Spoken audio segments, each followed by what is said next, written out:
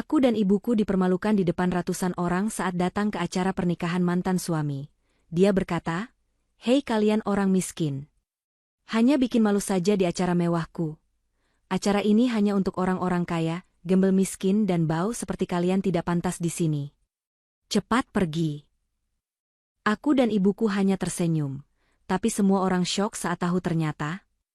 Sebelum ceritanya dimulai, silahkan tulis di kolom komentar dari daerah mana saja teman-teman yang menonton cerita ini.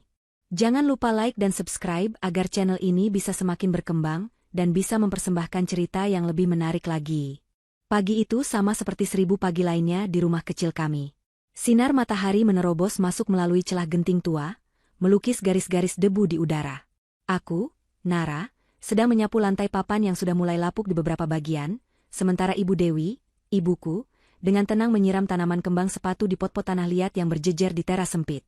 Aroma kopi hitam yang baru diseduh ibu bercampur dengan wangi tanah basah, sebuah keakraban yang menjadi jangkar dalam hidupku yang porak-poranda. Sejak Rian menceraikanku setahun yang lalu, hanya keheningan dan rutinitas inilah yang membuatku tetap waras.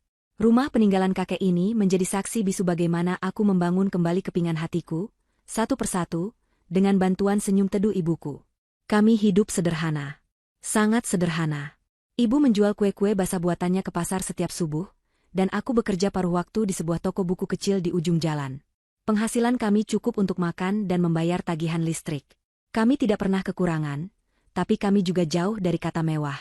Kesederhanaan inilah yang menjadi alasan utama Rian meninggalkanku. Dia bilang aku tidak punya ambisi, tidak punya visi, dan terlahir dari keluarga miskin yang akan selamanya menjadi beban. Kata-kata itu masih terngiang, menjadi duri yang menusuk setiap kali aku mencoba untuk bahagia. Suara drum motor yang berhenti di depan gerbang kayu kami memecah keheningan. Seorang kurir berseragam turun, memegang sebuah kotak pipih yang dibungkus kertas berwarna gading dengan pita emas yang berkilauan. Benda itu terlihat sangat asing dan tidak pada tempatnya di depan rumah kami yang catnya sudah mengelupas. Kurir itu memanggil namaku, dan dengan ragu aku melangkah keluar untuk menerima paket itu. Terasa berat dan mewah di tanganku. Aku menandatangani bukti terima, dan kurir itu pun pergi, meninggalkan aku termangu dengan benda aneh di genggaman. "Paket dari siapa, Nara?" Suara ibu terdengar dari belakangku. Aku tidak menjawab. Tanganku gemetar saat membuka pita emas itu. Di baliknya, sebuah kotak bludru berwarna merah marun. Aku sudah punya firasat buruk. Firasat yang membuat perutku melilit. Dengan satu tarikan napas, aku membukanya. Di dalamnya, di atas bantalan sutra, tergeletak sebuah undangan tebal dengan ukiran emas yang menyilaukan mata. Dua nama tertera dengan gaya tulisan yang anggun dan sombong, Rian Ovira. Darahku seolah berhenti mengalir. Napasku tercekat di tenggorokan. Ini bukan sekadar undangan. Ini adalah sebuah deklarasi kemenangan. Sebuah ejekan yang dikirim langsung ke benteng pertahanan terakhirku. Rian, mantan suamiku, akan menikahi Vira, wanita yang menjadi selingkuhannya, wanita yang menjadi alasan hancurnya rumah tanggaku. Mereka tidak hanya mengirim undangan, mereka mengirimkannya dengan cara paling mewah, seolah ingin memastikan aku tahu betapa rendahnya posisiku sekarang dibandingkan dengan mereka. Amarah yang sudah lama kupendam meledak begitu saja. "Kurang ajar," desisku. Dengan gerakan kasar, aku menarik undangan itu dari kotaknya. Kertas tebal itu terasa kaku di tanganku. Tanpa berpikir panjang, aku merobeknya menjadi 2, lalu 4, lalu menjadi serpihan-serpihan kecil yang tak berbentuk. Aku melempar serpihan itu ke lantai, menginjak-injaknya seolah aku sedang menginjak wajah Rian yang tersenyum licik dalam bayanganku. Aku terengah-engah, air mata panas mulai menggenang di pelupuk mata. Ibu mendekat, menatap serpihan undangan di lantai dengan tatapan yang sulit kuartikan. Beliau tidak marah, tidak juga terkejut. Wajahnya tetap tenang seperti biasa. Dengan sabar, beliau berjongkok dan mulai memunguti sobekan kertas itu satu persatu. "Buat apa disimpan, Bu?" tanyaku dengan suara serak, frustrasi melihat ketenangan ibu. "Buang saja. Kita tidak akan datang ke penghinaan itu.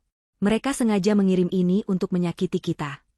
Ibu tidak menjawab sampai semua serpihan terkumpul di telapak tangannya. Beliau bangkit, berjalan ke meja makan, dan dengan telaten mencoba menyatukan kembali sobekan-sobekan itu seperti sebuah puzzle. Aku menatapnya tak percaya. "Kita akan datang, Nara," kata ibu akhirnya, suaranya pelan namun tegas. Beliau menatapku lurus, dan di matanya ada kilat yang jarang kulihat. Bukan kemarahan, tapi sebuah kepastian yang mutlak. Aku menggeleng kuat. "Tidak, Bu, aku tidak akan datang. Untuk apa? Untuk melihat mereka menertawakan kita? Untuk melihat Rian memamerkan istri barunya yang kaya raya? Aku tidak sanggup, Bu. Harga diriku sudah cukup diinjak-injak olehnya. Ini bukan lagi tentang harga diri, Nara, jawab ibu. Beliau berhasil menyatukan bagian tanggal dan lokasi acara. Hotel bintang mulia, ballroom termegah di kota ini. Tempat yang hanya bisa diimpikan oleh orang-orang seperti kami. Kita harus datang. Kita harus mengambil kembali sesuatu yang dia curi darimu. Aku mengerutkan kening. Apa yang dia curi? Dia sudah mengambil semuanya, Bu. Kebahagiaanku, masa depanku, kepercayaan diriku. Tidak ada lagi yang tersisa. Ada, kata ibu misterius. Ada sesuatu yang sangat berharga yang dia ambil darimu tanpa dia sadari. Sesuatu yang bahkan kamu sendiri mungkin sudah lupa. Dan sudah saatnya kita mengambilnya kembali. Aku menatap ibu, mencoba mencari jawaban di wajah tuanya yang penuh keriput. Tapi yang kutemukan hanyalah keteguhan. Selama setahun ini, ibu adalah sandaranku. Beliau tidak pernah memaksakan kehendaknya padaku. Tapi kali ini berbeda. Ada sesuatu dalam nada bicaranya yang membuatku tidak bisa menolak. Seolah ini adalah sebuah misi yang sudah beliau rencanakan sejak lama. Aku teringat kembali hari perceraian itu. Rian berdiri di depan hakim, menatapku dengan pandangan merendahkan. Yang mulia, katanya dengan suara lantang. Saya tidak bisa melanjutkan pernikahan ini. Istri saya tidak memiliki visi untuk masa depan. Dia puas hidup miskin di rumah mertua saya yang kumuh. Saya seorang pria yang sedang meniti karir. Saya butuh pendamping yang selevel, yang bisa membawa saya naik. Bukan seseorang yang menarik saya ke bawah. Hakim menatapku, meminta tanggapan. Aku hanya bisa diam, lidahku keluh. Semua yang dikatakannya adalah kebohongan yang dibungkus dengan sedikit kebenaran. Aku memang tidak materialistis, tapi aku selalu mendukung karirnya. Aku yang begadang menemaninya membuat laporan, aku yang menyiapkannya kopi saat dia lembur. Tapi semua itu tidak ada artinya di hadapan Vira. Anak seorang pengusaha kaya yang menjanjikannya jabatan dan kemewahan. Ibu yang saat itu duduk di belakangku, hanya menatap Rian tanpa ekspresi. Tidak ada air mata, tidak ada kemarahan. Hanya tatapan dingin yang seolah menembus sampai ke tulang. Aku pikir ibu hancur, sama sepertiku. Tapi sekarang, melihatnya begitu bersikeras, aku mulai bertanya-tanya. Apa yang sebenarnya ada di pikiran ibuku? Apa yang beliau sembunyikan dariku selama ini? Malam itu aku tidak bisa tidur. Bayangan Rian dan Vira tertawa di atas pelaminan terus menghantuiku. Aku takut. Aku takut akan tatapan orang-orang, takut akan bisikan mereka, takut akan senyum kemenangan Rian. Tapi di sisi lain, ada sedikit rasa penasaran yang tumbuh karena kata-kata ibu. Mengambil kembali sesuatu yang dicuri. Apa itu? Apakah ini sebuah rencana balas dendam? Tapi ibuku bukan tipe pendendam. Beliau adalah orang yang paling sabar yang pernah ku kenal. Dengan berat hati, aku akhirnya menyerah. Aku berjalan ke kamar ibu, di mana beliau sedang membaca kitab suci di bawah temaram lampu meja. Baiklah, Bu, kataku pelan. Aku akan ikut. Aku akan datang ke pernikahan itu. Ibu menutup kitabnya, menatapku, dan tersenyum. Senyum yang meneduhkan, namun di baliknya aku merasakan ada kekuatan besar yang tersembunyi. Itu baru putri ibu, katanya lembut. Jangan takut, Nara. Ibu akan ada di sampingmu. Ingat, orang yang menabur angin, akan menuai badai. Aku tidak tahu badai seperti apa yang ibu maksud. Tapi untuk pertama kalinya dalam setahun, aku merasa sedikit percikan harapan.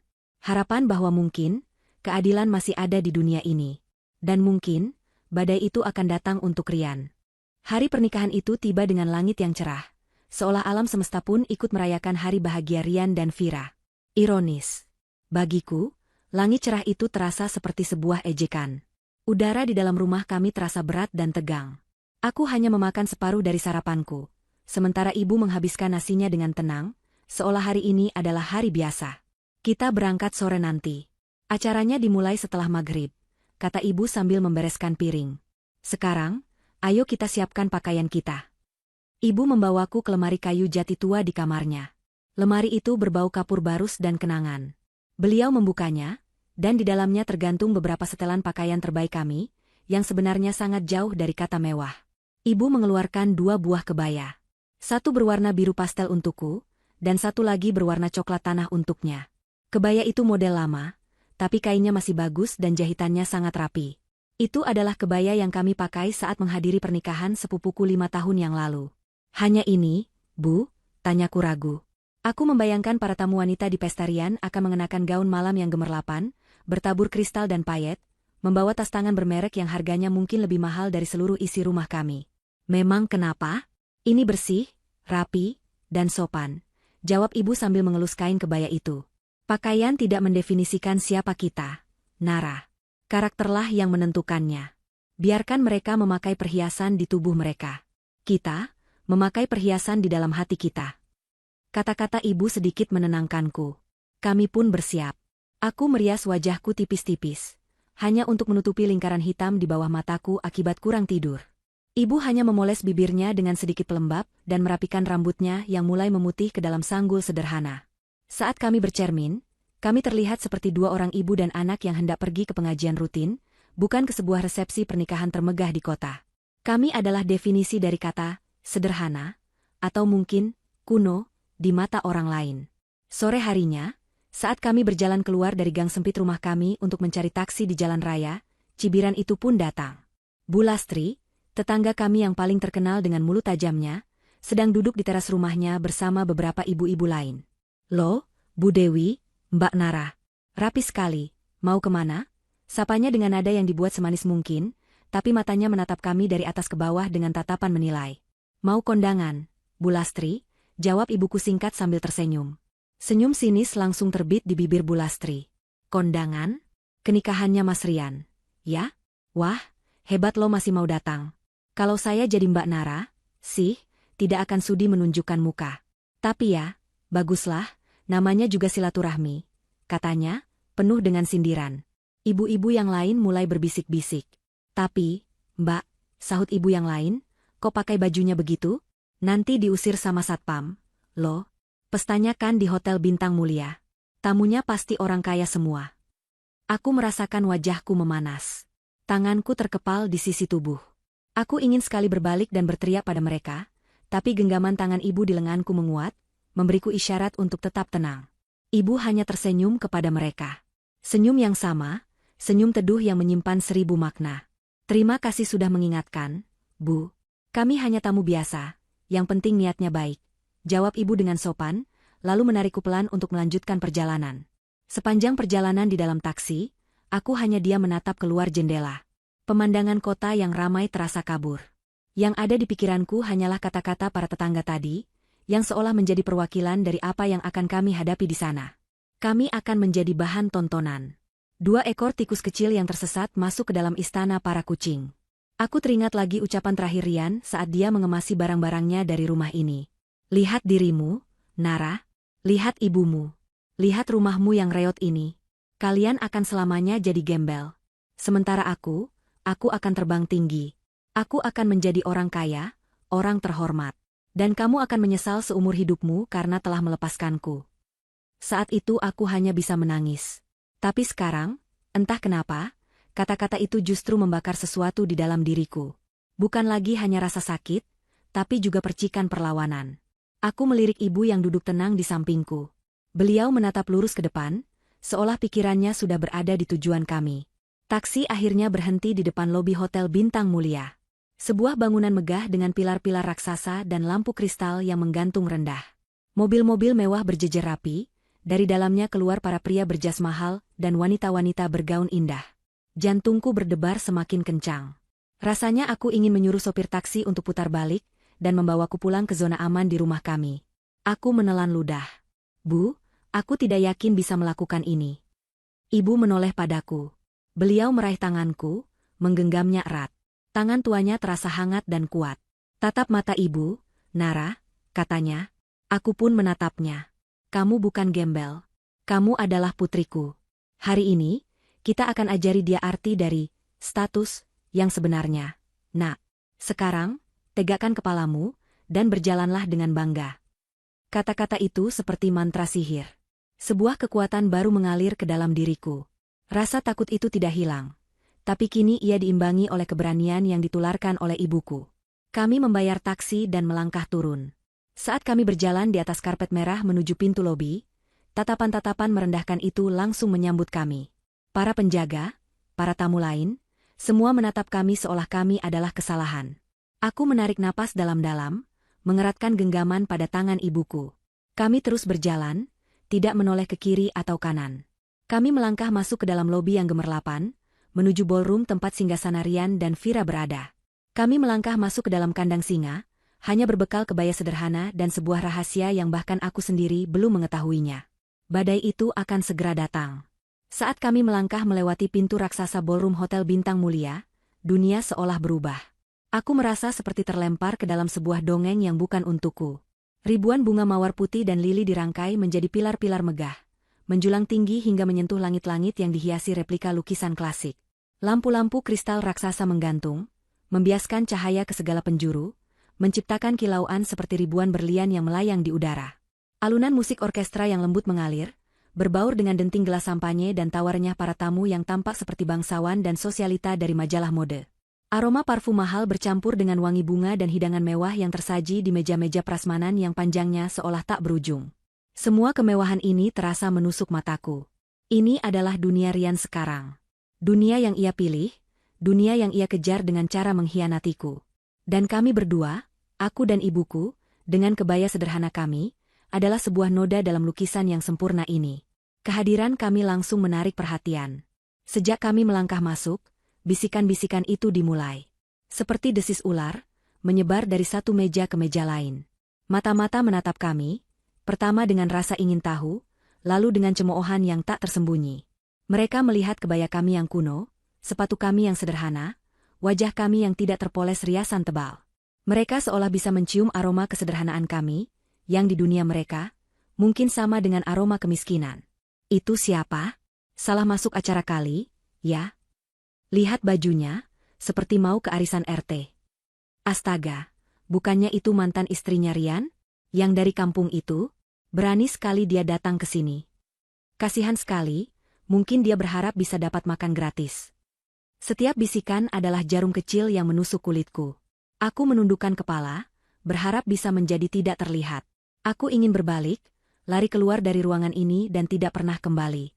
Tapi tangan ibu tetap menggenggamku dengan erat dan stabil. Beliau berjalan dengan dagu terangkat, punggungnya lurus, seolah tidak mendengar apapun.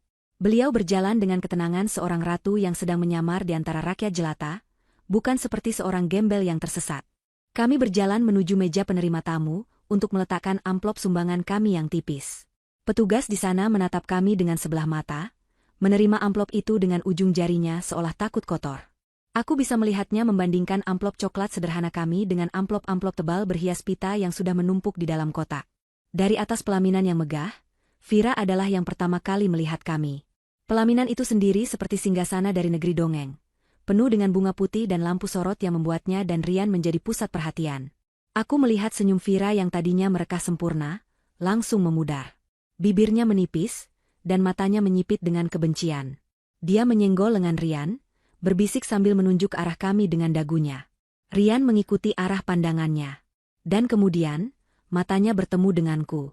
Selama sepersekian detik, aku melihat keterkejutan di wajahnya. Mungkin dia tidak pernah benar-benar percaya kami akan datang. Tapi keterkejutan itu dengan cepat berubah menjadi amarah. Wajahnya yang tampan, yang dulu selalu kupuja, kini mengeras menjadi topeng kekejaman.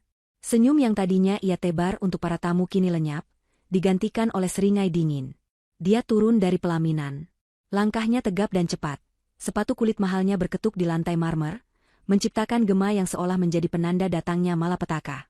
Para tamu yang berada di jalurnya menyingkir, merasakan aura kemarahan yang dipancarkannya. Musik orkestra mulai terdengar goyah, seolah para pemainnya merasakan ada sesuatu yang salah. Dia berhenti tepat di depan kami. Begitu dekat hingga aku bisa mencium aroma parfumnya yang mahal, parfum yang sama dengan yang dipakai Vira. Parfum yang menandai awal dari perselingkuhan mereka. Nara? Ibu? Sapanya, suaranya pelan dan berbahaya, dilapisi kepura-puraan yang memuakan. Aku tidak menyangka kalian benar-benar datang. Aku pikir kalian punya sedikit saja harga diri untuk tidak menunjukkan wajah kalian di sini. Lidahku keluh. Aku ingin menjawab, ingin membalas hinaannya, tapi yang keluar hanyalah udara. Ibuku tetap diam, wajahnya tenang, hanya menatap Rian seolah sedang menilai seorang anak kecil yang nakal. Keheningan kami tampaknya membuat Rian semakin marah. Dia merasa diabaikan. Kesabarannya habis.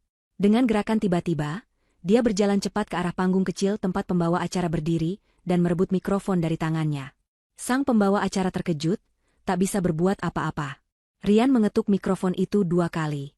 Suara, tuk, tuk, yang keras menggema di seluruh ruangan, membuat musik berhenti total. Semua percakapan terhenti. 1000 pasang mata kini tertuju pada Rian, lalu beralih kepada kami. Kami berdiri di tengah ruangan, menjadi pusat perhatian yang memalukan. Perhatian semuanya. Teriak Rian ke mikrofon, suaranya bergema dan memantul di dinding-dinding megah itu. Wajahnya memerah karena amarah dan kesombongan. Saya mohon maaf atas gangguan ini, lanjutnya dengan nada sarkastis. Sepertinya ada tamu tak diundang yang berhasil menyusup masuk ke pesta saya. Mungkin mereka pikir ini adalah acara pembagian sembako gratis. Tawa kecil mulai terdengar dari beberapa sudut ruangan. Perutku terasa seperti diremas. Rian mengarahkan telunjuknya lurus ke arah kami. Jari itu terasa seperti ujung tombak yang siap menembus jantungku. Hei kalian orang miskin. Suaranya menggelegar, penuh dengan kebencian. Hanya bikin malu saja di acara mewahku. Lihat sekeliling kalian. Dia menunjuk ke arah dekorasi bunga, meja prasmanan, dan para tamu yang berpenampilan glamor. Acara ini hanya untuk orang-orang kaya. Untuk orang-orang berkelas. Bukan untuk gembel miskin dan bau seperti kalian yang tidak pantas ada di sini. Setiap kata adalah tamparan. Gembel. Miskin. Bau. Dia meneriakkan semua julukan yang dulu hanya dia bisikan di telingaku saat kami bertengkar. Sekarang, dia mengumumkannya kepada seluruh dunia. Air mataku akhirnya jatuh, membasahi pipiku. Pandanganku kabur. Aku bisa mendengar tawa para tamu kini semakin keras. Mereka menertawakan kami. Menertawakan penderitaanku. Aku menatap ibu, mencari kekuatan. Dan aku terkejut. Ibu tidak menangis. Beliau tidak terlihat takut atau malu. Di tengah penghinaan terburuk dalam hidup kami, ibuku justru tersenyum. Sebuah senyum yang sangat tipis, nyaris tak terlihat. Senyum yang tenang, seolah beliau sudah menduga semua ini akan terjadi. Seolah ini semua adalah bagian dari sebuah rencana. Kenapa? Kenapa ibu bisa tersenyum saat hati putrinya hancur berkeping-keping? Kalian pikir bisa datang ke sini untuk makan enak? Mengemis di pestaku? Rian melanjutkan omelannya, mabuk oleh kekuasaannya sendiri. Kalian salah besar. Tempat kalian itu di jalanan, bukan di hotel bintang 5. Dia melempar mikrofon itu ke lantai, menimbulkan suara dentuman yang keras. Satpam, teriaknya dengan suara parau. Usir 2 gembel ini dari pestaku. Seret mereka keluar jika perlu. Sekarang. 2 orang satpam berbadan tegap dengan seragam hitam mulai bergerak dari arah pintu. Mereka berjalan mendekati kami, wajah mereka datar dan tanpa emosi. Inilah puncaknya. Inilah penghinaan terakhir. Kami akan diseret keluar seperti sampah di hadapan ratusan orang yang menertawakan kami. Aku memejamkan mata, tak sanggup lagi melihat. Aku hanya bisa pasrah, menunggu tangan-tangan kasar itu menyentuhku. Waktu seolah melambat. Langkah kaki satpam yang mendekat terdengar seperti genderang kematian di telingaku. Aku bisa merasakan tatapan ratusan orang membakar kulitku. Aku mencengkeram lengan kebaya ibuku lebih erat, tubuhku gemetar hebat. Inilah akhir dari segalanya. Momen di mana harga diriku akan dilucuti sepenuhnya, tanpa ada yang tersisa. Aku sudah siap untuk merasakan sentuhan kasar di bahuku, siap untuk diseret melewati lautan manusia yang mencemooh. Aku hanya berharap ibu tidak akan jatuh saat mereka mendorong kami. Tetapi, sentuhan kasar itu tidak pernah datang. Sebagai gantinya, sebuah suara yang keras dan penuh wibawa meledak di keheningan yang mencekam itu. Tunggu. Berhenti. Suara itu begitu kuat, begitu penuh otoritas, sehingga kedua satpam itu berhenti melangkah seketika, seolah membeku di tempat. Aku membuka mataku dengan ragu. Semua orang di dalam ruangan itu tampak bingung, mencari sumber suara. Pandangan mereka kemudian tertuju pada meja VIP yang terletak paling dekat dengan pelaminan. Di sana, seorang pria parubaya yang gagah berdiri dengan tiba-tiba, kursi yang didudukinya terjatuh ke belakang dengan suara dentuman keras. Pria itu mengenakan setelan jas paling mahal di ruangan itu, wajahnya yang biasanya tenang dan berkuasa kini pucat pasi, matanya membelalak karena syok dan kepanikan yang luar biasa. Pria itu adalah Pak Hartono, ayah dari Vira, pengusaha properti paling disegani di negeri ini. Orang yang sekarang menjadi ayah mertua Rian. Tanpa memedulikan tatapan orang-orang, tanpa memedulikan putrinya yang menatapnya bingung dari atas pelaminan, Pak Hartono tidak berjalan. Dia berlari. Dia berlari kecil menerobos kerumunan tamu yang terkejut, mendorong pelan mereka yang menghalangi jalannya. Tujuannya hanya satu, kami. Dia berhenti beberapa langkah di depan kami, napasnya terengah-engah. Matanya tidak menatapku. Dia juga tidak menatap Rian yang berdiri dengan angkuh di dekat kami. Seluruh perhatian dan fokus Pak Hartono tertuju pada satu orang, ibuku. Wajahnya menunjukkan campuran rasa tidak percaya, penyesalan yang mendalam, dan rasa takut yang tulus. Dan kemudian, di hadapan 1000 pasang mata yang terbelalak, di hadapan Rian yang sombong dan Vira yang kebingungan, Pak Hartono melakukan sesuatu yang tidak akan pernah bisa dilupakan oleh siapapun yang hadir di sana. Dia membungkukkan badannya. Bukan sekadar anggukan kepala, tapi sebuah bungkukan dalam hingga 90 derajat. Punggungnya lurus, kepalanya tertunduk dalam-dalam. Sebuah gestur penghormatan tertinggi, yang hanya diberikan seorang bawahan kepada atasannya yang paling agung, atau seorang murid kepada gurunya yang paling dihormati. Seluruh ballroom menahan napas secara bersamaan. Saat dia menegakkan tubuhnya kembali, suaranya terdengar bergetar, namun cukup keras untuk didengar oleh orang-orang di sekitarnya. "Bos besar," katanya. Panggilan itu menggema dengan aneh di antara dekorasi pernikahan yang mewah. "Maafkan saya. Saya sungguh-sungguh tidak tahu Anda akan datang sendiri. Kenapa Anda tidak menelepon saya? Ya Tuhan, maafkan penyambutan yang sangat memalukan ini." Dia melangkah maju lagi, ingin menyambut ibuku, tapi seolah takut untuk menyentuhnya. "Bagaimana bisa Anda berdiri di sini seperti ini? Di tengah keramaian? Seharusnya saya yang menjemput Anda di depan pintu. Seharusnya Anda berada di meja kehormatan. Ya Tuhan, saya telah melakukan kesalahan besar." Dunia di sekelilingku seolah berhenti berputar. Otakku tidak bisa memproses apa yang baru saja kulihat dan kudengar. Bos besar? Ibuku? Ibu Dewi, yang setiap pagi membuat kue basah dan menyapu teras rumah tua kami? Bagaimana mungkin? Aku menatap ibuku, lalu menatap Pak Hartono, lalu kembali ke ibuku. Ibuku hanya diam, ekspresinya masih tenang, seolah ini adalah hal yang wajar. Keheningan dipecahkan oleh suara Rian yang tergagap. Wajahnya yang tadi merah karena amarah kini pucat seperti mayat. Senyum kemenangannya telah lenyap, digantikan oleh kebingungan dan ketakutan yang kentara. Pak Hartono," panggilnya, suaranya terdengar lemah dan tidak percaya diri. Anda pasti salah orang. Anda kenal gembel ini?" Vira, yang tak tahan lagi, berlari turun dari pelaminan, gaun pengantinnya yang mahal menyapu lantai. Dia menarik-narik lengan ayahnya dengan panik. "Ayah, apa yang ayah lakukan? Ayah jangan bikin malu, dong. Ayah salah orang.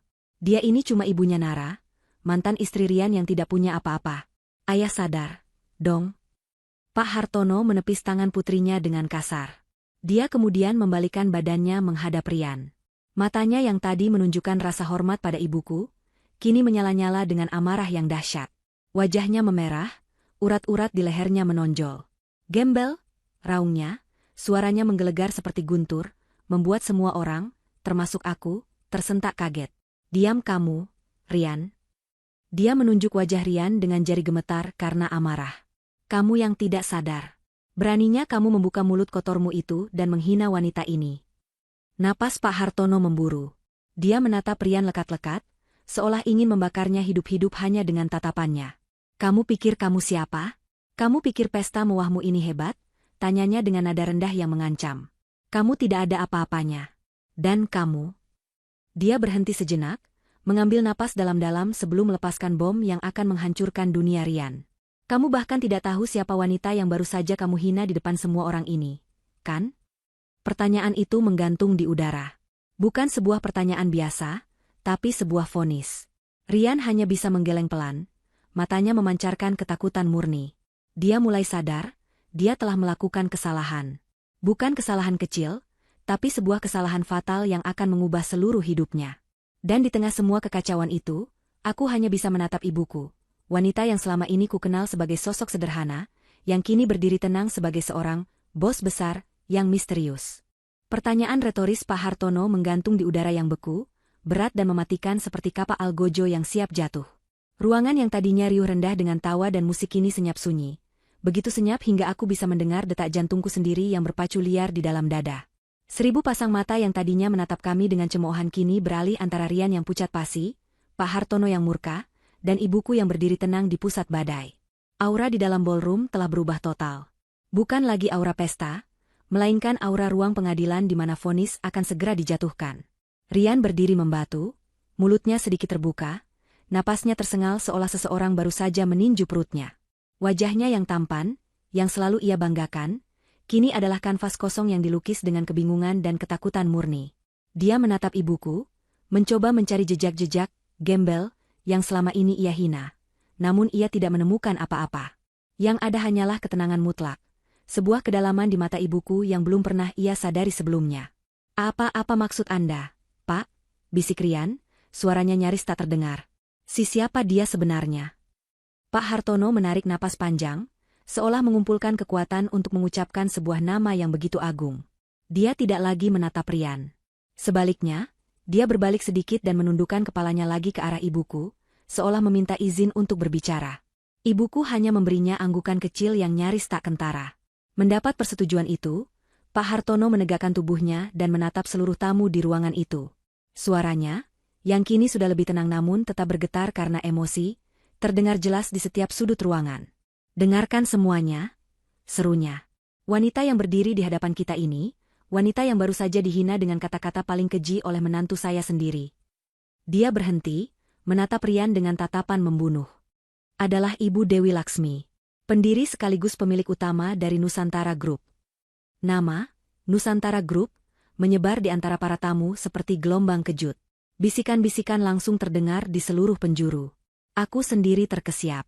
Nusantara Group, perusahaan konglomerat raksasa yang bisnisnya menggurita di seluruh negeri, bahkan di Asia Tenggara, perusahaan yang cabangnya ada di mana-mana, mulai dari pertambangan, properti, perbankan, hingga media, perusahaan misterius yang pemiliknya hampir tidak pernah muncul di publik.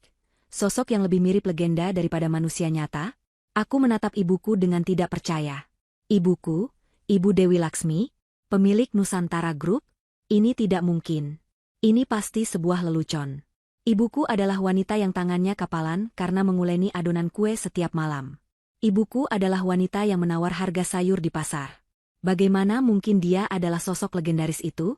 Seolah bisa membaca keraguan semua orang, Pak Hartono melanjutkan. Saya tahu ini sulit dipercaya. Beliau memang dikenal sangat menjaga privasinya dan hidup dengan sangat sederhana. Tapi saya tahu karena perusahaan saya, Hartono Corporation, bisa berdiri dan menjadi besar seperti sekarang ini karena satu alasan, suntikan dana dan kepercayaan dari Nusantara Group. 70% saham di perusahaan saya, dikuasai oleh perusahaan beliau. Pernyataan itu adalah bom kedua, dan ledakannya jauh lebih dahsyat. Semua orang tahu betapa besarnya Hartono Corporation. Dan sekarang mereka tahu bahwa perusahaan raksasa itu hanyalah anak perusahaan dari kerajaan bisnis milik ibuku. Vira, yang sejak tadi hanya bisa menatap dengan bingung, akhirnya tersadar dari keterkejutannya. Wajahnya yang cantik kini terlihat mengerikan, pucat dan penuh kebingungan. Dia terhuyung mendekati ayahnya. Ayah bohong, kan? Ini semua cuma akting, kan? Rengeknya, suaranya bergetar. Ayah pasti marah sama Rian karena dia mempermalukan keluarga kita, jadi ayah sengaja membuat drama ini, kan? Ayah, bilang ini tidak benar. Pak Hartono menatap putrinya dengan pandangan sedih. Vira, anakku, ayah berharap ini semua bohong. Tapi ini adalah kenyataan. Kita, keluarga kita, seluruh kekayaan yang kita miliki, ada di bawah belas kasihan wanita yang baru saja kamu dan suamimu sebut gembel. Vira terhuyung mundur, seolah baru saja ditampar dengan keras. Dia menatapku dan ibuku, matanya membelalak ngeri. Dunia yang ia kenal, dunia di mana ia adalah seorang putri raja, baru saja hancur berkeping-keping di depan matanya. Dia menyadari bahwa istana tempatnya tinggal ternyata dibangun di atas tanah milik gembel yang ia hina. Tanpa suara, mata Vira berputar ke belakang dan tubuhnya yang terbalut gaun pengantin mahal itu ambruk ke lantai marmer. Dia pingsan. Beberapa kerabat wanita segera mengerubunginya, mencoba membangunkannya. Tapi perhatian utama di ruangan itu tidak lagi tertuju pada pengantin wanita yang pingsan. Perhatian semua orang kini terkunci pada satu titik, pada ibuku. Para tamu yang tadinya menertawakan kami kini menatap kami dengan tatapan yang sama sekali berbeda. Ada rasa takut, rasa takjub, dan penyesalan yang mendalam di mata mereka. Para pengusaha besar yang tadinya duduk dengan angkuh kini terlihat gelisah di kursi mereka, beberapa bahkan mulai mengeluarkan ponsel. Mungkin mencoba menghubungi sekretaris mereka untuk mencari tahu semua proyek yang berhubungan dengan Nusantara Group. Dalam sekejap, status kami di ruangan itu telah berubah. Dari 2 ekor tikus, kami menjelma menjadi 2 ekor naga yang sedang tidur. Di tengah kekacauan itu, Rian akhirnya hancur. Kakinya tidak kuat lagi menopang tubuhnya. Dia jatuh berlutut di lantai yang dingin, tepat di antara tempat ibuku berdiri dan tempat Vira terbaring pingsan. Dia menatap ibuku, wajahnya basah oleh keringat dingin dan air mata penyesalan yang terlambat. Ibu. Ibu Dewi. Panggilnya dengan suara parau. Maafkan saya, Bu. Saya tidak tahu. Saya benar-benar tidak tahu. Saya bodoh. Saya dibutakan oleh harta. Tolong maafkan saya. Dia mencoba merangkak mendekat, ingin memegang ujung kain kebaya ibuku, tapi tatapan dingin dari ibu membuatnya berhenti. Untuk pertama kalinya sejak kami tiba, ibuku akhirnya angkat bicara. Suaranya tidak keras, tidak juga marah. Suaranya tenang dan datar, tapi di dalam keheningan ballroom itu, suaranya terdengar lebih menggelegar daripada teriakan Rian tadi. Rian, panggil ibu. Berdirilah. Jangan bersujud seperti itu. Kamu bukan menantuku lagi. Kata-kata itu, diucapkan dengan begitu tenang, justru terasa lebih menyakitkan daripada tamparan. Rian gemetar, tak sanggup berdiri. Ibu kemudian mengalihkan pandangannya pada Pak Hartono, yang sejak tadi berdiri kaku seperti patung. Pak Hartono, kata ibu, saya menghargai penghormatan Anda. Tapi saya datang ke sini bukan untuk mendapatkan itu. Lalu untuk apa Anda datang, Bos? Tanya Pak Hartono, suaranya penuh dengan ketakutan. Ibuku tersenyum tipis. Senyum yang sama seperti saat kami dihina tadi. Senyum yang kini ku mengerti, bukanlah senyum pasrah, melainkan senyum seseorang yang memegang semua kartu kemenangan di tangannya. Saya datang bukan sebagai tamu, kata ibuku, tatapannya kini kembali tertuju pada Rian yang masih bersimpuh di lantai. Saya datang untuk memberikan hadiah pernikahan. Kata, hadiah, yang diucapkan ibuku terdengar seperti lonceng kematian.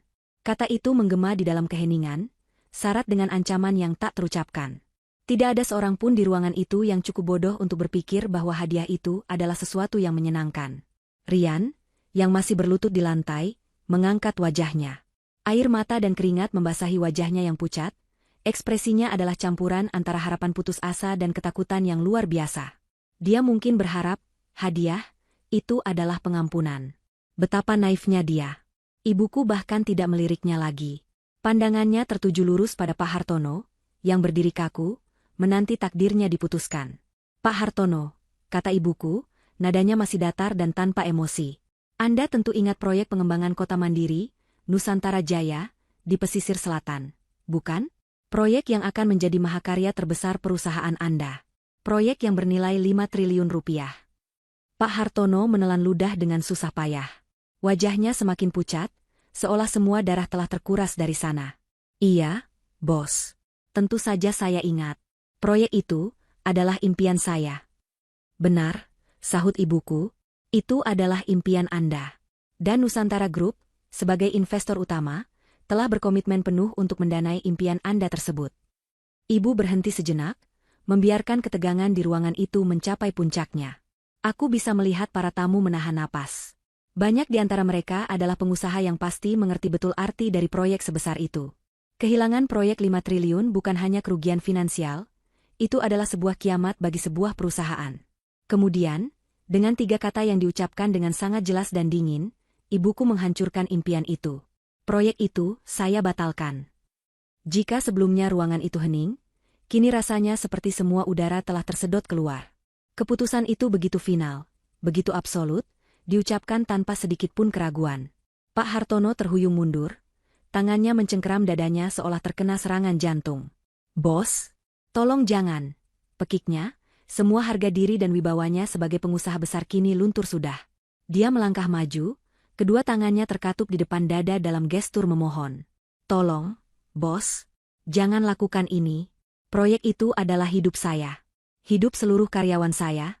Jika proyek itu batal, perusahaan saya akan hancur. Hancur berkeping-keping. Wajah Pak Hartono kini basah oleh air mata. Pemandangan seorang konglomerat yang begitu berkuasa menangis dan memohon di tengah ballroom mewah adalah sesuatu yang surreal. Vira, yang baru saja mulai siuman dengan bantuan kerabatnya, kembali terbelalak ngeri melihat ayahnya yang perkasa kini terlihat begitu rapuh dan putus asa. Ibuku menatap Pak Hartono tanpa belas kasihan. Seharusnya Anda memikirkan nasib karyawan Anda sebelum membiarkan menantu Anda menghina rekan bisnis utama Anda di depan umum, jawab ibu dengan dingin. Anda seharusnya mendidik putri Anda untuk bisa menilai seseorang dari karakternya, bukan dari penampilannya. Saya tahu, Bos. Saya salah. Saya mengaku salah. Pak Hartono sudah tidak peduli lagi dengan citranya. Dia bahkan siap berlutut menyusul Rian. Saya akan melakukan apa saja. Apa saja untuk menebus kesalahan saya. Tolong, beri saya satu kesempatan lagi. Ibuku mengangkat satu tangannya, menghentikan Pak Hartono yang hendak berlutut. Beliau terdiam sejenak, seolah sedang mempertimbangkan sesuatu. Ruangan itu kembali hening, semua orang menunggu dengan tegang. Baiklah, kata ibuku akhirnya. Mungkin ada satu cara. Secercah harapan muncul di wajah Pak Hartono. Apa itu, Bos? Katakan saja. Saya akan lakukan. Ibuku menatapnya lekat-lekat. Lalu pandangannya beralih ke arah Vira yang menatapnya dengan ketakutan, dan terakhir ke arah Rian yang mendongak dengan penuh harap. Proyek itu bisa saya pertimbangkan untuk dilanjutkan, kata ibu pelan. Dengan satu syarat. Apa syaratnya, Bos? Pernikahan ini, kata ibuku, menunjuk ke arah pelaminan yang megah dengan dagunya. Harus dibatalkan. Sekarang juga. Syarat itu seperti sambaran petir di siang bolong. Brutal, langsung, dan tidak memberikan ruang untuk negosiasi. Ibuku telah meletakkan sebuah pilihan yang mustahil di tangan Pak Hartono. Selamatkan perusahaan yang telah ia bangun seumur hidupnya, atau selamatkan pernikahan putrinya yang baru berumur beberapa jam dengan seorang pria penipu. Rian menjerit putus asa. Jangan. Pak, tolong jangan lakukan itu. Dia sadar tiket emasnya menuju kekayaan kini terancam hangus. Dia merangkak cepat ke arahku. Untuk pertama kalinya sejak penghinaan itu, dia menatapku, bukan dengan kebencian, tapi dengan keputusasaan total. Nara, tolong aku. Isaknya, mencoba meraih tanganku, tapi aku menariknya dengan cepat. Nara, bicaralah pada ibumu. Katakan padanya untuk memaafkanku. Aku salah, Nara, aku tahu aku salah. Kita bisa rujuk. Nara, kita bisa memulai semuanya dari awal. Aku mencintaimu, Nara, aku selalu mencintaimu. Kata-kata itu terasa seperti racun di telingaku. Aku mencintaimu. Betapa mudahnya kata itu keluar dari mulutnya saat dia terpojok. Di mana cinta itu saat dia meninggalkanku demi wanita lain? Di mana cinta itu saat dia meneriakiku, gembel miskin, beberapa menit yang lalu? Selama ini aku hanya diam, membiarkan ibuku mengambil alih. Aku hanyalah penonton dalam drama pembalasan ini. Tapi sekarang, saat pria ini mencoba merendahkan dirinya lebih jauh dengan memohon cintaku yang palsu, sesuatu di dalam diriku bangkit. Kekuatan yang selama ini terpendam. Aku menatap Rian, yang masih menatapku dengan mata memohon. Aku tidak merasakan kebencian lagi. Yang kurasakan hanyalah rasa kasihan dan jijik. Rian, kataku, dan aku terkejut mendengar suaraku sendiri. Terdengar tenang, jelas, dan sangat tegas.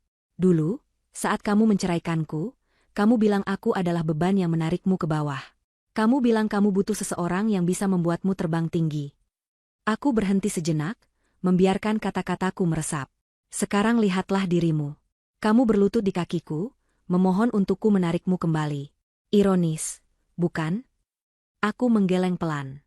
Pintu itu sudah kamu tutup sendiri setahun yang lalu, Rian. Dan aku tidak akan pernah membukanya lagi untukmu. Selamat tinggal. Kata-kataku adalah paku terakhir di peti mati harapannya. Wajahnya langsung jatuh. Semua harapan lenyap. Dia tahu, tidak ada lagi jalan kembali baginya. Di sisi lain, Pak Hartono telah membuat keputusannya. Wajahnya mengeras. Dia berjalan ke arah panggung, mengambil mikrofon yang tadi dilempar oleh Rian. Dia menatap para tamu, lalu menatap putrinya yang menangis, dan menantu barunya yang hancur. Saya, Hartono Wijoyo, katanya dengan suara berat, dengan ini mengumumkan bahwa pernikahan antara putri saya, Vira Hartono, dengan Rian Saputra, secara resmi dibatalkan. Pernyataan itu disambut dengan keheningan total, sebelum akhirnya bisik-bisik dan gumaman terdengar di seluruh ruangan. Pesta termegah tahun ini telah berubah menjadi drama perceraian tercepat dalam sejarah. Rian hanya bisa menatap nanar. Semuanya hilang dalam sekejap. Istri kaya, mertua konglomerat, kehidupan mewah. Lenyap seperti debu ditiup angin. Tapi ibuku belum selesai. Beliau berjalan mendekati Rian yang masih terduduk lemas di lantai. Oh, jangan terlihat sedih begitu, Rian, kata ibuku, dan ada nada geli yang berbahaya dalam suaranya. Aku belum memberikan hadiah pernikahanku yang kedua. Hadiah itu, khusus untukmu. Pengumuman pembatalan pernikahan oleh Pak Hartono menyedot sisa-sisa udara dari dalam ballroom. Itu adalah vonis akhir, palu hakim yang telah diketuk. Rian, yang sejak tadi bersimpuh, kini benar-benar ambruk. Dia terduduk lemas di lantai marmer yang dingin, menatap kosong ke depan.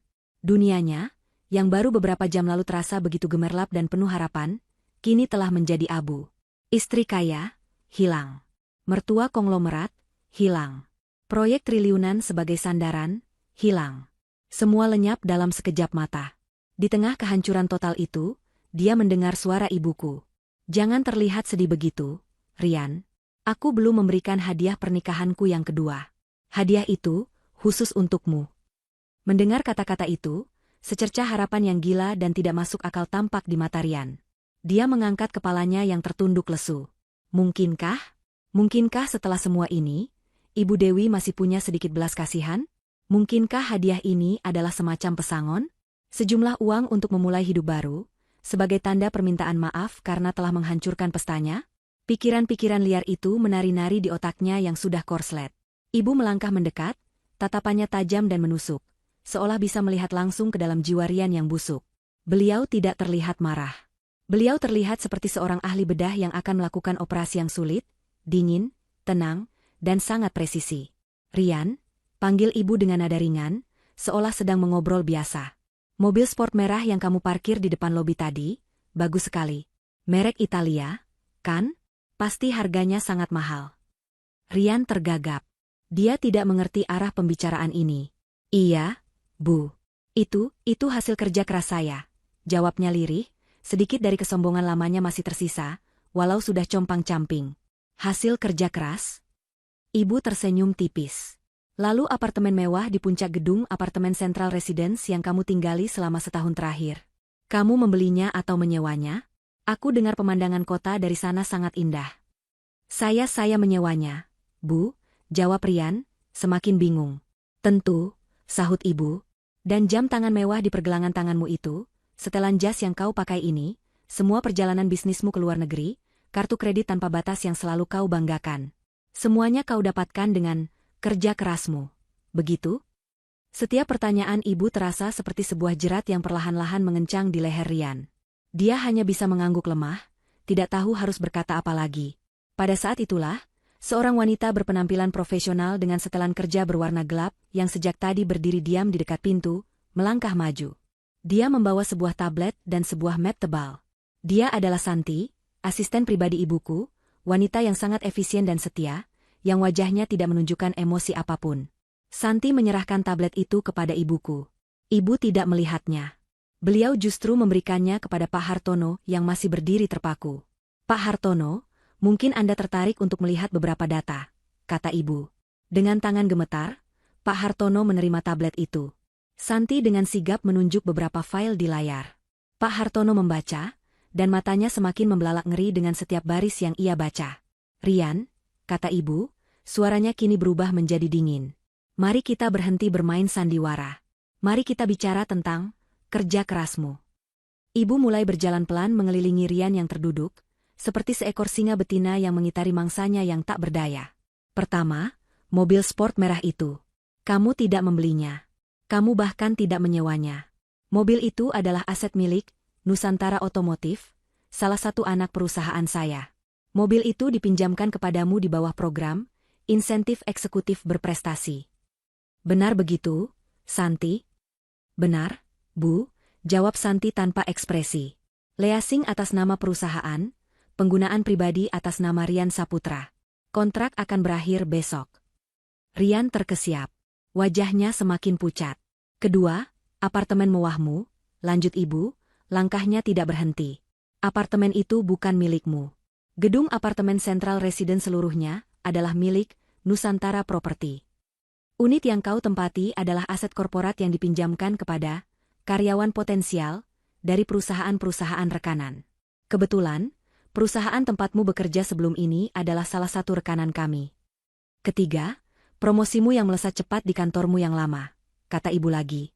Kau pikir itu karena kehebatanmu? Bukan, Rian. Itu karena Nusantara Group memiliki 20% saham di perusahaan itu. Sepatah kata dariku sudah cukup untuk membuat manajemen memberimu posisi yang kau inginkan. Dan terakhir, ibu berhenti tepat di depan Rian, menatapnya dari atas dengan pandangan dingin. Kartu-kartu kreditmu yang hebat itu. Semuanya diterbitkan oleh Bank Nusantara. Dan jaminan di balik semua kartu itu adalah rekening pribadi atas nama putriku, Anara Dewi. Aku tersentak kaget. Jadi selama ini, ibu menoleh padaku, seolah merasakan keterkejutanku. Maaf ibu tidak memberitahumu, Nara. Ibu hanya ingin mengujinya. Beliau kembali menatap Rian yang kini gemetar hebat. Saya memberimu semua fasilitas itu, Rian. Bukan untuk memanjakanmu. Itu adalah sebuah ujian. Saat Nara menikah denganmu, aku melihat ambisi besar di matamu. Aku ingin tahu, jika ambisi itu difasilitasi, akan menjadi seperti apa dirimu. Aku memberimu kail dan umpan yang bagus. Aku ingin lihat apakah kamu akan menggunakan kail itu untuk menangkap ikan demi menghidupi keluargamu. Atau kamu malah menggunakannya untuk memancing buaya yang lebih besar dan meninggalkan keluargamu. Ibu berjongkok, menyejajarkan wajahnya dengan wajah Rian. Dan ternyata, kamu bahkan lebih buruk. Kamu tidak hanya meninggalkan keluargamu. Kamu juga mencoba memakan hidup-hidup ikan kecil yang memberimu kail itu. Rian menangis terseduh-seduh, tak mampu lagi berkata-kata. Kebenaran itu terlalu brutal untuk ia terima. Seluruh hidupnya, seluruh kebanggaannya selama setahun terakhir, ternyata hanyalah sebuah ilusi yang diciptakan oleh ibu dari wanita yang ia buang. Dia bukanlah seorang pangeran, dia hanyalah seekor tikus percobaan di dalam laboratorium raksasa milik Ibu Dewi. Ibu kembali berdiri. Jadi, sebagai hadiah pernikahanku yang kedua, katanya dengan nada ringan yang mengerikan. Aku akan membebaskanmu dari semua beban kemewahan palsu ini. Ibu memberi isyarat kepada Santi. Wanita itu langsung menggeser layar tabletnya dan melakukan beberapa kali sentuhan. Santi, perintah ibu. Hubungi Nusantara Otomotif. Minta mereka menarik mobil sport merah itu dari lobi hotel ini. Sekarang juga. Sudah dilaksanakan, Bu. Tim sedang dalam perjalanan, jawab Santi. Blokir semua kartu kredit atas nama Rian Saputra yang dijamin oleh rekening Anara Dewi. Sudah diblokir, Bu. Efektif detik ini juga. Hubungi manajemen Central Residence. Ganti kode akses unit penthouse nomor 37A. Pemilik lama tidak lagi memiliki hak akses mulai tengah malam nanti. Sudah dikonfirmasi, Bu. Setiap perintah dan konfirmasi adalah paku yang ditancapkan ke peti mati Rian. Dia menatap ibuku dengan ngeri, menyadari bahwa hidupnya sedang dilucuti lapis demi lapis di depan mata semua orang. Ah, satu lagi, kata ibu seolah baru teringat. Beliau menunjuk setelan jas mahal yang dipakai Rian. Jas itu juga dibeli dengan kartu kredit perusahaan, bukan? Anggap saja itu sewaan terakhirmu. Aku yakin besok kau akan kesulitan mencari pakaian yang pantas. Itulah pukulan terakhir. Rian kini benar-benar tidak memiliki apa-apa. Bahkan pakaian yang melekat di badannya pun bukan miliknya. Dia telah dilucuti, tidak hanya dari hartanya, tapi juga dari seluruh identitas dan harga dirinya. Dia kini benar-benar menjadi apa yang selalu ia takutkan, apa yang selalu ia gunakan untuk menghinaku, seorang gembel. Setelah ibuku selesai mengucapkan kalimat terakhirnya, suasana di ballroom menjadi begitu sunyi hingga suara isak tangis Rian yang tertahan terdengar begitu jelas. Dia tidak lagi meraung-raung, hanya suara tangisan putus asa dari seorang pria yang telah kehilangan segalanya. Dia berlutut di sana, di tengah ruangan yang tadinya menjadi panggung kemenangannya, kini menjadi saksi kehancuran totalnya. Dia adalah patung hidup yang melambangkan kejatuhan kesombongan. Pak Hartono, yang telah menyaksikan seluruh proses pelucutan itu dengan wajah ngeri, akhirnya bergerak. Keputusannya untuk membatalkan pernikahan kini terasa 100% benar. Amarahnya tidak lagi tertuju pada ibuku, melainkan sepenuhnya tercurah pada sosok penipu yang nyaris menjadi anggota keluarganya. Dia menyerahkan tablet itu kembali kepada Santi, lalu berjalan dengan langkah berat menghampiri Rian. Dia berdiri menjulang di atas Rian, bayangannya menutupi sosok yang gemetar itu. Jadi ini dirimu yang sebenarnya? Desis Pak Hartono, suaranya rendah dan penuh getaran amarah. Seekor lintah. Seekor parasit. Penipu kecil yang bersembunyi di balik kekayaan orang lain untuk memikat putriku. Rian hanya bisa menggelengkan kepalanya, terlalu hancur untuk membela diri. Sasaya? Diam, bentak Pak Hartono. Kamu tidak hanya menghina partner bisnis terpentingku. Kamu tidak hanya menipuku. Kamu telah mempermalukan putriku. Kamu membuatnya menjadi bahan tertawaan di hari yang seharusnya menjadi hari paling bahagianya. Kemarahan Pak Hartono mencapai puncaknya. Dia mengangkat tangannya, dan dengan sekuat tenaga, sebuah tamparan keras mendarat di pipi Rian. Plah!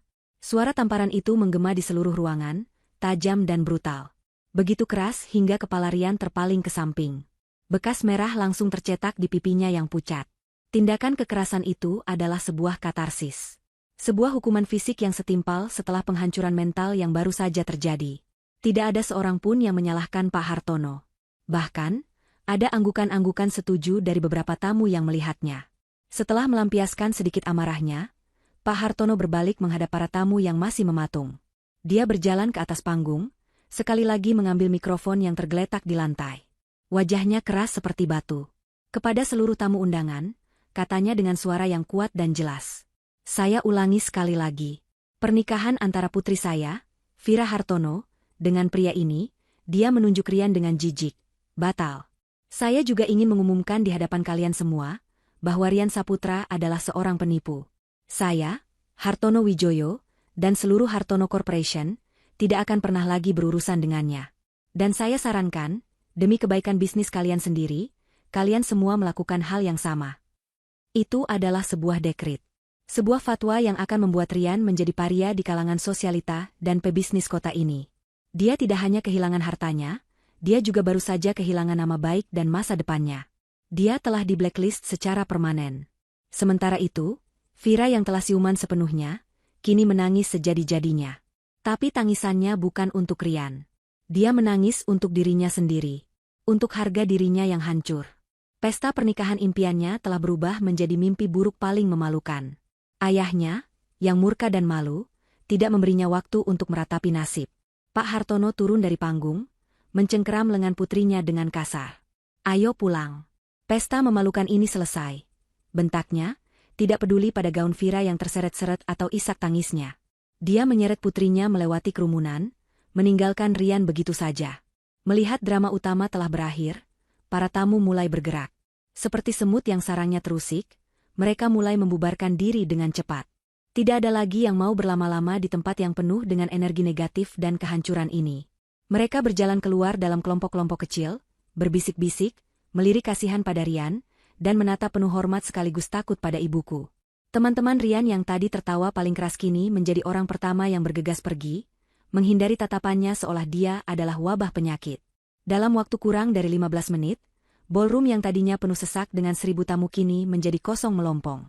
Hanya menyisakan para pramusaji yang berdiri canggung di sudut ruangan, pegunungan makanan mewah yang tak tersentuh di meja prasmanan, dan dekorasi bunga yang indah namun kini terasa dingin dan mencemooh. Dan di tengah semua itu, Rian masih berlutut sendirian. Lampu-lampu kristal yang terang benderang mulai diredupkan satu persatu oleh staf hotel, menandakan bahwa pertunjukan benar-benar telah usai. Bayangan panjang mulai merayap di lantai marmer, menelan semuanya ke dalam kegelapan. Pelaminan putih yang megah di belakang Rian kini, tampak seperti nisan raksasa yang menandai kuburan dari semua mimpi dan kesombongannya. Ayo kita pulang. Nara, suara lembut ibuku membuyarkan lamunanku. Aku mengangguk. Ibu menggandeng tanganku, dan kami berjalan menuju pintu keluar. Kami melangkah dengan tenang, melewati sisa-sisa kemegahan yang hancur itu. Tepat sebelum kami melewati ambang pintu, aku berhenti sejenak dan menoleh ke belakang. Aku melihatnya. Sosok pria yang pernah menjadi suamiku, yang pernah kucintai, kini hanyalah sebuah siluet yang menyedihkan di tengah ruangan yang gelap dan kosong. Isak tangisnya yang pilu adalah satu-satunya suara yang tersisa. Aku menunggu, mencari-cari perasaan di dalam hatiku. Apakah aku merasa kasihan? Tidak. Apakah aku merasa senang atas penderitaannya? Anehnya, juga tidak.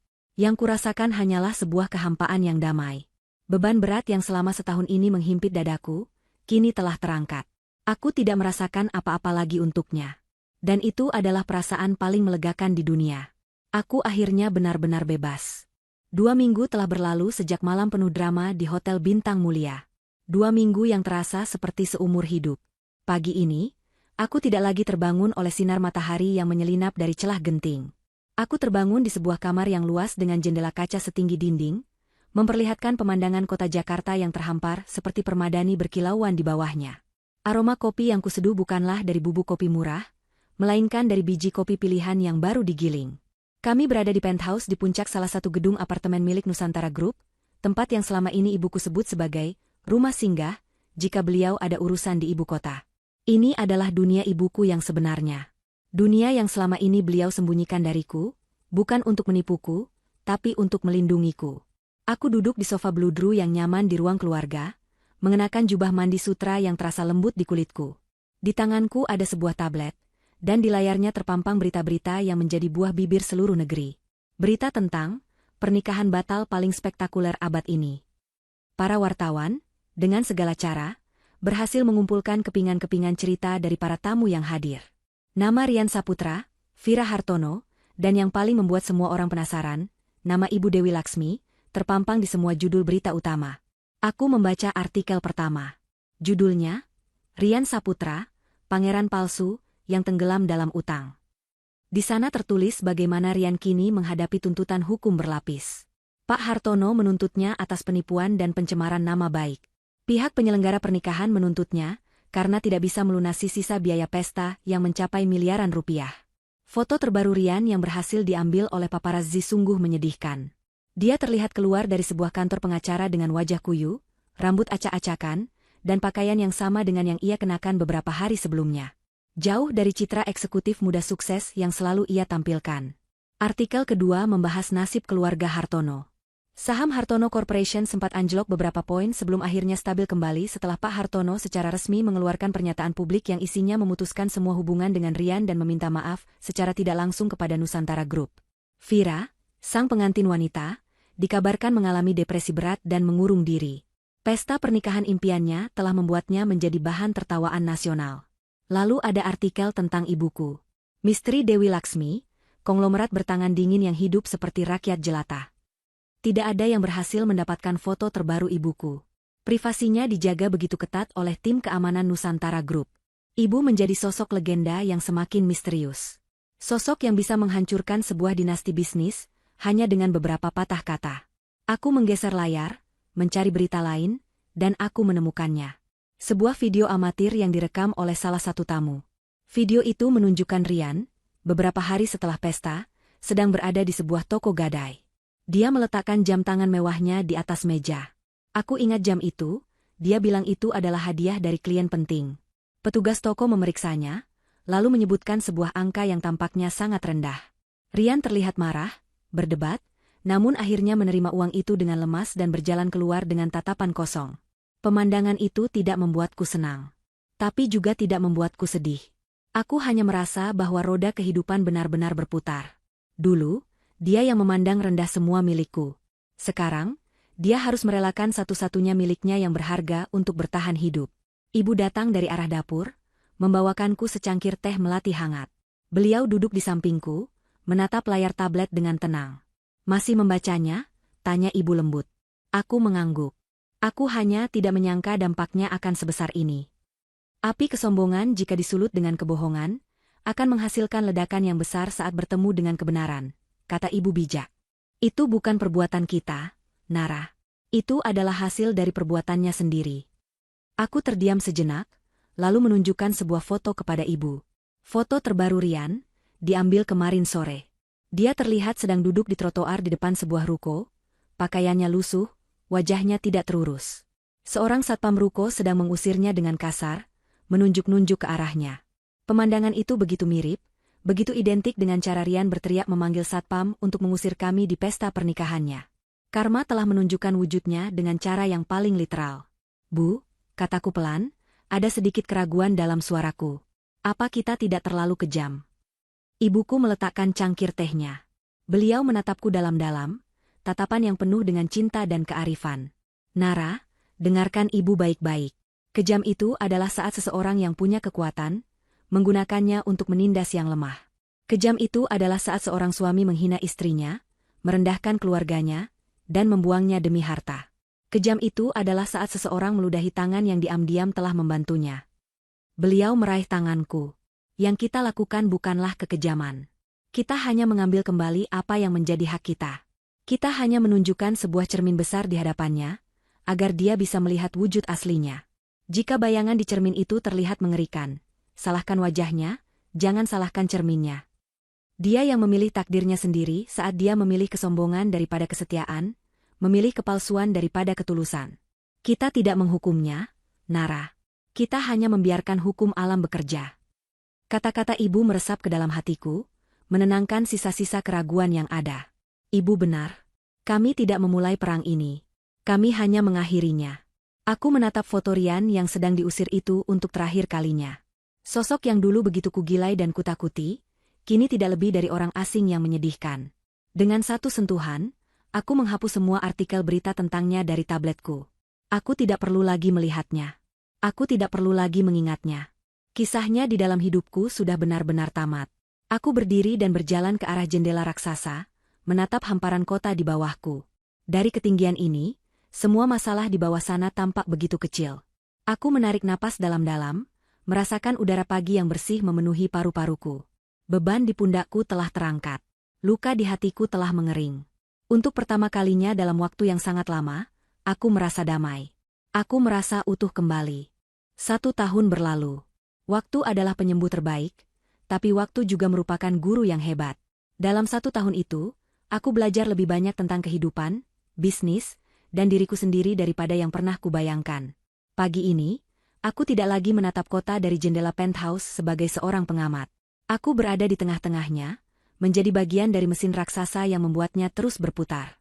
Aku duduk di kursi utama di sebuah ruang rapat yang didominasi oleh kaca dan baja. Di hadapanku, 12 kepala departemen dari Nusantara Media menatapku dengan penuh perhatian. Aku, Anara Dewi, kini adalah direktur utama yang baru. Ibu memberiku kepercayaan untuk memimpin salah satu anak perusahaan strategisnya. Awalnya aku takut, merasa tidak mampu. Tapi ibu membimbingku. Beliau mengajariku bahwa memimpin bukanlah tentang memberi perintah, tapi tentang memberi inspirasi. Bukan tentang menjadi yang terkuat, tapi tentang membuat semua orang di sekitarmu menjadi kuat. Data yang disajikan oleh tim pemasaran sudah sangat baik. Kataku, suaraku terdengar jelas dan percaya diri di dalam ruangan yang hening itu. Tapi saya ingin kita lebih fokus pada konten yang mendidik dan mengangkat nilai-nilai kemanusiaan. Profit itu penting. Tapi warisan yang kita tinggalkan untuk generasi mendatang jauh lebih penting. Tolong berikan saya proposal baru minggu depan. Para kepala departemen mengangguk setuju. Rapat pun selesai. Saat mereka keluar dari ruangan, aku melihat tatapan hormat di mata mereka. Bukan karena aku putri dari Dewi Laksmi, tapi karena mereka telah melihat kinerjaku selama beberapa bulan terakhir. Aku bukan lagi Nara yang pemalu dan rapuh. Aku adalah seorang pemimpin. Luka masa laluku telah bertransformasi menjadi kekuatan, membentukku menjadi pribadi yang lebih bijaksana dan berempati. Sore harinya, setelah menyelesaikan pekerjaanku, aku mengendarai mobilku menuju sebuah tempat yang selalu menjadi sumber kedamaian bagiku. Bukan ke penthouse yang mewah, melainkan ke rumah kecil di gang sempit tempat aku dibesarkan. Rumah itu kini terlihat berbeda. Sudah direnovasi total, menjadi sebuah rumah kecil yang asri dan nyaman. Catnya baru, tamannya tertata rapi, tapi kesederhanaannya tetap terjaga. Aku menemukan ibuku di sana, di teras belakang, sedang dengan riang menyiram tanaman kembang sepatunya. Beliau masih mengenakan daster batik sederhana, penampilannya tidak berubah sedikitpun. Para tetangga, termasuk Bu Lastri, yang dulu mencibir kami, kini sering mampir untuk sekadar mengobrol atau membeli kue buatan ibu, yang sekarang beliau buat hanya sebagai hobi. Mereka menyapa ibuku dengan sebutan, Bu Dewi, dengan penuh hormat. Ibu yakin tidak mau pindah ke penthouse? Di sana lebih nyaman, tidak ada nyamuk, kataku sambil duduk di kursi rotan di sampingnya. Ibu tersenyum, meletakkan selang airnya. Tidak perlu, nak. Di sini ibu bisa merasakan tanah. Di sini ibu bisa mendengar suara anak-anak bermain. Di sini ibu bisa melihat siapa orang yang tulus, dan siapa yang hanya melihat penutupnya. Lagi pula, ibu terkekeh, kue buatan ibu lebih laku kalau tetangga bisa mencium aromanya dari dekat. Kami duduk bersama dalam diam yang nyaman, menikmati senja yang mulai turun. Ibu lalu menatapku, senyumnya penuh kebanggaan. Kamu sudah tumbuh menjadi wanita yang hebat, Nara. Jauh melebihi apa yang pernah ibu bayangkan. Itu semua karena bimbingan ibu, jawabku tulus. Ingat pesanku, nak, kata ibu sambil menggenggam tanganku. Harta bukan untuk dipamerkan. Harta adalah alat. Gunakan alat itu untuk membangun, bukan untuk menghancurkan. Gunakan untuk melindungi orang yang kita sayang, dan untuk mengangkat derajat orang lain yang membutuhkan. Aku mengangguk, menyimpan nasihat itu dalam-dalam di hatiku. Saat itulah, sebuah notifikasi berita muncul di layar ponselku. Aku membukanya tanpa berpikir. Judul berita itu singkat dan padat. Mantan pengusaha Rian Saputra divonis 5 tahun penjara atas kasus penipuan dan penggelapan dana. Aku membaca sekilas isinya. Setelah kejatuhannya, Rian ternyata tidak belajar. Dia mencoba menipu beberapa investor kecil dengan skema investasi bodong, menggunakan sisa-sisa nama baiknya yang palsu. Akhirnya, hukum yang sesungguhnya menangkapnya. Dia mendapatkan ganjaran yang setimpal atas semua perbuatannya, bukan lagi hanya karma sosial, tapi juga keadilan hukum. Aku menatap judul berita itu sejenak. Tidak ada rasa senang, tidak ada rasa benci. Hanya sebuah titik. Sebuah akhir yang mutlak dari sebuah babak kelam dalam hidupku. Aku mematikan layar ponselku, memasukkannya kembali ke dalam tas. Aku menarik napas dalam-dalam, merasakan aroma bunga melati dari halaman rumah ibuku. Aku menatap beliau, yang kini tersenyum begitu damai di antara tanaman-tanaman kesayangannya. Beliaulah, bos besar, yang sebenarnya. Bukan karena harta atau kekuasaannya, tapi karena kebijaksanaan dan hatinya yang begitu luas. Aku pamit pada ibu dan berjalan menuju mobilku. Saat aku melaju perlahan meninggalkan gang sempit itu, aku melihat bayanganku di kaca spion. Wanita yang menatap balik bukanlah korban. Dia adalah seorang penyintas. Seorang pemimpin. Seorang putri yang bangga. Dan yang terpenting, dia adalah seorang wanita yang bebas, yang siap menyongsong masa depan cerah yang terbentang di hadapannya. Kisah tentang Rian telah selesai. Kini, kisah tentang Anara Dewi baru saja dimulai.